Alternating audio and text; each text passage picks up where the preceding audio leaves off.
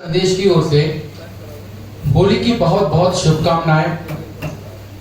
और आज जिस प्रकार से हम इस आईएमए के ऑडिटोरियम में बैठे हैं, यहाँ हम कुछ ना कुछ सीख लेकर जाएं और कुछ ना कुछ यह समझकर जाएं कि आखिरकार होली का पर्व हम क्यों मनाते हैं।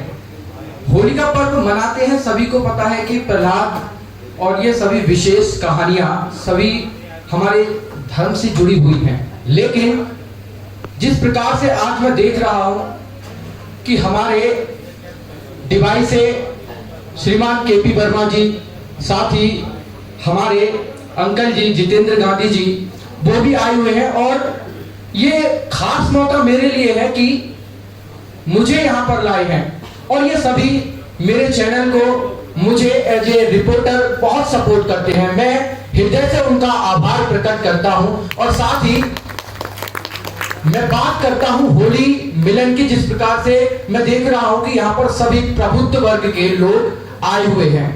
जब यहाँ पर एक परिचय की बेला शुरू हुई तो मैंने देखा कि यहाँ पर बहुत बड़े बड़े पद पर आसीन व्यक्ति भी मौजूद हैं। और उस की बात की जाए कि यहाँ पर हमारा जुड़ने का कारण एक है, क्योंकि होली का जो पर्व है वो इसलिए भी मनाया जाता है कि सभी एक रहें, संगठित रहें, सभी में प्रेम भाव बना रहे। और आज इस होली मिलन समारोह का भी एक ही थीम होनी चाहिए, वो कि वी आर वन, यानी कि हम सब एक हैं और एकता का परिचय लेकर हम यहाँ से जाएं। और अब बात आती है, पहले मैं अपना थोड़ा सा परिचय दे दूं, क्योंकि जिस प्रांगण में मैं बैठा हूं वो मेडिकल से रिलेटेड भी है और मैं भी एक मेडिकल का स्टूडेंट हूं। पत्रकारिता बाद में है, क्योंकि आजकल डिजिटल चीजें हैं और उसमें भी हम सभी को नॉलेज होनी चाहिए। तो मैं 2015 से 12th पास था और मैंने 2 साल नीट की प्रिपरेशन भी की। सिलेक्शन नहीं हुआ, फिर हमारे जो गार्जियन है उन्होंने डिप्लोमा इन फार्मेसी का कोर्स कराया, उसके बाद हमने बीएससी की। और फिर मैंने थोड़ा क्रिएटिव करने का सोचा, क्योंकि आजकल हम देख डिवाइस से हैं, दीदी हैं, ये भी डिवाइस से हैं, बहुत सारे लोग डिवाइस से हैं। और जो भी भैया भी बता रहे हैं कि मैं भी, और जो भी मेरठ के निवासी भी हैं, मैं उनका भी हृदय से सम्मान करता हूं कि वो भी सम्मान के पात्र हैं, जो इस प्रकार से यह पर्व होली मिलन समारोह का एकजुट करने के लिए रखा है। तो मैं बात करता हूं अपनी डिवाई की कि हमारी डिवाई में ना रोजगार के लिए कुछ है, ना स्वास्थ्य के लिए कुछ है। तो हमने बहुत सारे मुद्दे उठाए हैं। हमारे केपी वर्मा जी अंकल जी हैं, वो औद्योगिक क्रांति लेकर चल रहे हैं। फिलहाल सोशल मीडिया पर लोगों को जागरूक कर रहे हैं, क्योंकि सोशल मीडिया वो साधन है जो आप सभी को एक दूसरे से जोड़ता है। अब मैं बात करता हूं कि हमारे लोग मीडिया में कितने हैं। आप में से मैं एक क्वेश्चन करूंगा, तो उस क्वेश्चन का जवाब आपको देना है। आप कोई विशेष तरीके से या किसी एक अच्छे न्यूज एंकर का नाम मुझे बता सकते हैं जो आपको पसंद हो।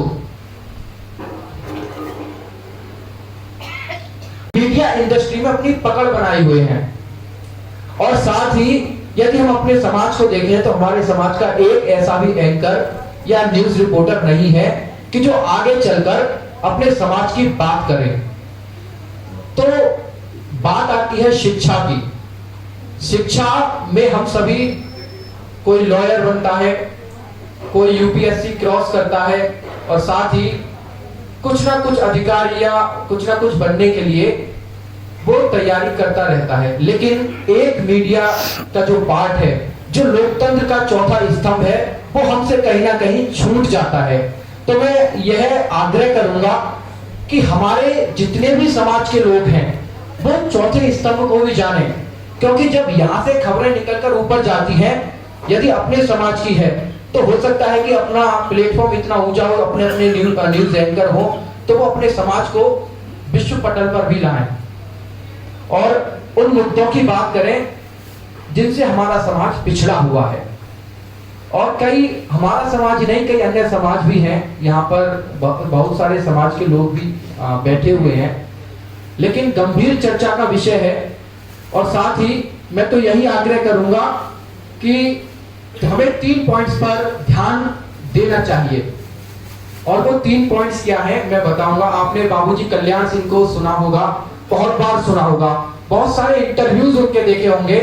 तो उन्हीं के लहजे में मैं कुछ बात करूंगा कि वो जब भी कहते थे वो 3 पॉइंट गिनाया करते थे कि 3 काम हो जाए तो समाज या जो भी हमारे उत्तर प्रदेश की राजनीति है उसमें कुछ ना कुछ ऐसा होगा कि बदलाव देखने मिलेंगे। तो हम 3 पॉइंट पर यदि काम करें और 3 पी पर, ये फॉर्मूला है सक्सेस होने का। पी।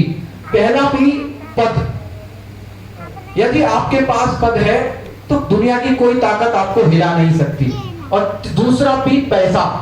यदि आपके पास पैसा है तब भी आपको कोई हिला नहीं सकता। और फिर तीसरा पी ये आ जाता है कि जब पद हो, पैसा हो, तो प्रतिष्ठा अपने आप ही आ जाती है। तो हमें इन तीनों पर काम करना होगा, पद, पैसा, प्रतिष्ठा। और यदि ये तीनों चीजें हम सभी के अंदर आ जाएंगी तो निश्चित ही समाज उस दिशा को पकड़ेगा, उस दशा में एकदम बदल जाएगा। और दिशा और दशा दोनों ही बदल जाएगी। तो आप सभी का और सभी मेरठ वासियों का मैं दिल से और हृदय से सम्मान करता हूं। और साथ ही जो मेरा चैनल है आप सभी से गुजारिश भी करता हूं कि हमारा चैनल एक